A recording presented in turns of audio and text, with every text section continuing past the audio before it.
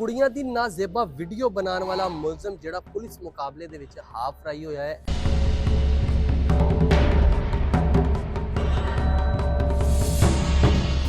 ਜਿਹੜੀਆਂ ਧੀਆਂ ਭੈਣਾਂ ਬਾਲ ਬੱਚੇ ਇਹ ਸਾਰੇ ਸਾਡੇ ਸਾਂਝੇ ਨੇ।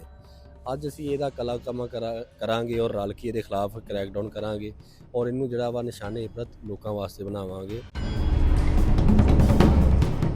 अस्सलाम वालेकुम, मैं आ मौज़म जट ते तुसी वेख रहे हो जुर्म कहानी।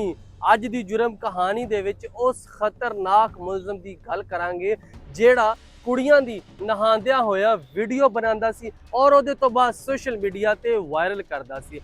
मुलजम अली रज़ा जेड़ा पुलिस दी हिरासत दे विच सीगा, किंज ਇਹਦੇ ਨਾਲ ਪੁਲਿਸ ਮੁਕਾਬਲਾ ਹੁੰਦਾ ਹੈ ਔਰ ਉਹਦੇ ਵਿੱਚ ਇਹ ਹਾਫ ਫਰਾਈ ਹੁੰਦਾ ਹੈ। ਇਹਦੀ ਅਸਲ ਕਹਾਣੀ ਕੀ ਹੈ, ਅਸੀਂ ਪਹੁੰਚਾਂਗੇ ਥਾਣਾ ਸਦਰ ਦੇ ਵਿੱਚ ਔਰ ਉੱਥੇ ਜਾ ਕੇ ਇਹਦੇ ਬਾਰੇ ਗੱਲਬਾਤ ਕਰਾਂਗੇ ਕਿੰਜ ਇਸ ਮੁਲਜ਼ਮ ਨਾਲ ਪੁਲਿਸ ਮੁਕਾਬਲਾ ਹੁੰਦਾ ਹੈ।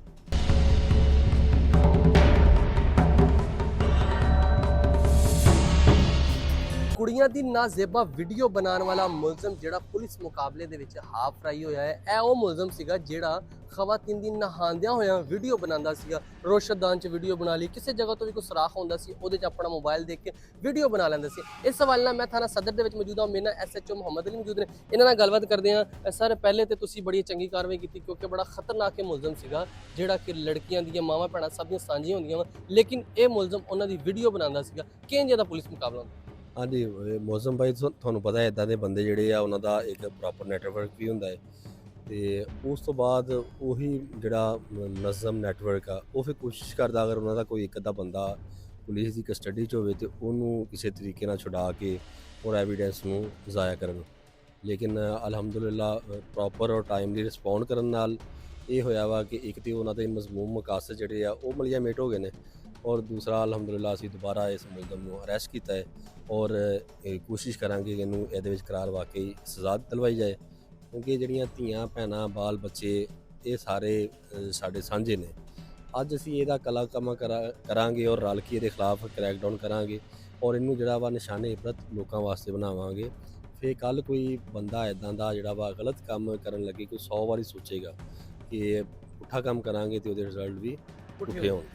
ਅੱਛਾ, ਮੈਨੂੰ ਜ਼ਰਾ ਤੁਸੀਂ ਦੱਸੋ ਕਿ ਇਹਦੇ ਮੋਬਾਈਲ ਦੇ ਵਿੱਚੋਂ ਕਿੰਨੀਆਂ ਇਹੋ ਜਿਹੀ ਵੀਡੀਓ ਨਿਕਲੀਆਂ ਜਿਹੜੀਆਂ ਨਾਜ਼ੇਬਾ ਸੀ? ਅੱਛਾ, ਇਹਨੂੰ ਤੁਸੀਂ ਮੈਂਟਲੀ ਕੋਈ ਇੱਦਾਂ ਦਾ ਬੰਦਾ ਸਮਝਦੇ ਜਿਹੜੀ ਤਬੀਅਤ ਜਿਹੜੀ ਜਿੱਦਾਂ ਬੰਦੇ ਦੀ ਕੋਈ ਸਾਦਾ ਤਬੀਅਤ ਹੁੰਦੀ ਕੋਈ ਠੰਡੀ ਹੁੰਦੀ, ਇਹ ਕੋਈ ਗਰਮ ਤਬੀਅਤ ਦਾ ਪਾਇਆ ਗਿਆ। ਯਾਨੀ ਹਰ ਚੀਜ਼ ਕੋਈ ਨੈਟ ਦੇ ਵਿੱਚੋਂ ਉਹਨੇ ਡਾਊਨਲੋਡ ਕੀਤੀ ਹੈ ਕਿਉਂਕਿ ਫੋਰੈਂਸਿਕ ਵਾਸਤੇ ਭੇਜੀ ਹੈ, ਉਹ ਤੋਂ ਕਲੀਅਰ ਹੋ ਜਾਏਗੀ ਕਿ ਇਹ ਸੈਲਫ ਕ੍ਰੀਏਟਡ ਕਿਹੜੀ ਹੈ ਔਰ ਡਾਊਨਲੋਡਡ ਕਿਹੜੀ ਹੈ। ਤੇ ਲੇਕਿਨ ਨੰਬਰ ਆਫ ਵੀਡੀਓ ਸੀ, ਯਾਨੀ ਹੁਣ ਮੈਂ ਤੁਹਾਨੂੰ ਤਦਾਦ ਜਾਂ ਉਹਦੀ ਜਿਹੜੀ ਆ ਉਹ ਨਹੀਂ ਦੱਸ ਸਕਦਾ ਕਿ ਕਿੰਨੀਆਂ ਸੀ।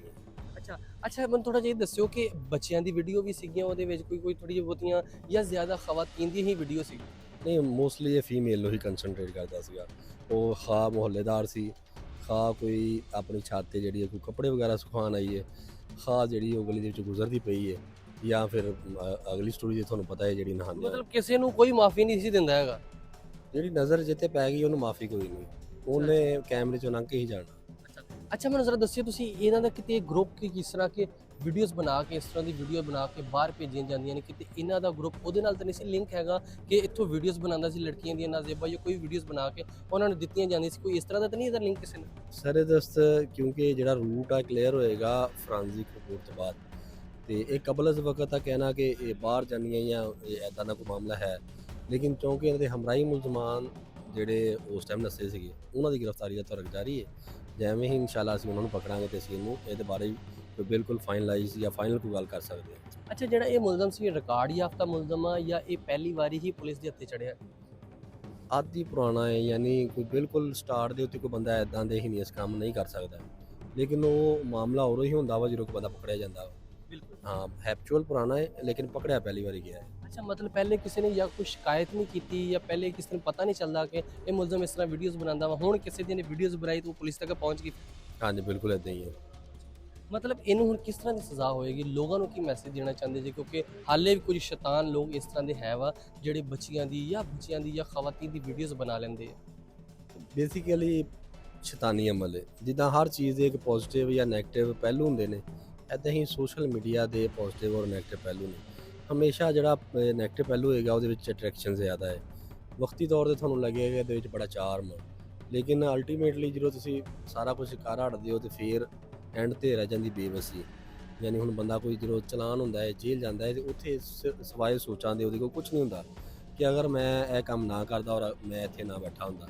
ਤੇ ਇਹ ਬਿਲਕੁਲ ਇੱਕ ਪਬਲਿਕ ਸਰਵਿਸ ਮੈਸੇਜ ਹੈ ਕਿ ਆਪਣੀ ਆਜ਼ਾਦੀ ਜਿਹੜੀ ਆ ਅੱਲਾਹ ਪਾਕ ਨੇ ਦਿੱਤੀ ਉਹਦਾ ਸ਼ੁਕਰ ਅਦਾ ਕਰੋ ਔਰ ਇਹਨੂੰ ਇੰਜੋਏ ਕਰੋ, ਨਾ ਕਿ ਆਪਣੀ ਨੈਗੇਟਿਵ ਐਕਟੀਵਿਟੀਜ਼ ਦੇ ਵਿੱਚ ਜਿਹੜਾ ਵਾ ਨਾ ਉਹ ਵਕਤ ਸਪੈਂਡ ਕਰੋ।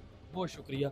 ਲੋ ਤੁਸੀਂ ਵੇਖਿਆ ਕਿ ਇਹ ਉਹ ਮੁਲਜ਼ਮ ਸੀ ਅਲੀ ਰਜ਼ਾ, ਜਿਹੜੇ ਮੁਲਜ਼ਮ ਦੇ ਮੋਬਾਈਲ ਦੇ ਵਿੱਚੋਂ ਹਜ਼ਾਰਾਂ ਤਾਦਾਦ ਦੇ ਵਿੱਚ ਕੋਈ ਵੀਡੀਓ ਸੀਗੀ ਜਿਹੜੀ ਨਾਜ਼ੇਬਾ ਵੀਡੀਓ ਸੀਗੀ, ਜਿਹੜਾ ਕੁੜੀਆਂ ਦੀ ਬੱਚੇ ਮੁxtਲਿਫ ਵੀਡੀਓਜ਼ ਇਹਦੇ ਮੋਬਾਈਲ ਸੀ, ਕੁਝ ਨੈਟ ਤੋਂ ਵੀ ਡਾਊਨਲੋਡ ਕੀਤੀਆਂ ਹੋਈਆਂ ਸੀਗੀਆਂ। ਔਰ ਇਸ ਮੁਲਜ਼ਮ ਜਿਹੜਾ ਪੁਲਿਸ ਮੁਕਾਬਲੇ ਦੇ ਵਿੱਚ ਹਾਫ ਰਹੇ, ਕਿਉਂਕਿ ਤੇ ਮੁਲਜ਼ਮ ਜ਼ਾਰੀ ਗੱਲ ਛਡਾਉਣ ਵਾਸਤੇ ਆਏ ਤੇ ਰਾਸਤੇ ਦੇ ਵਿੱਚ ਉਹ ਤੇ ਨੱਸ ਗਏ, ਲੇਕਿਨ ਇਹ ਫਿਰ ਕਾਬੂ ਆ ਗਿਆ।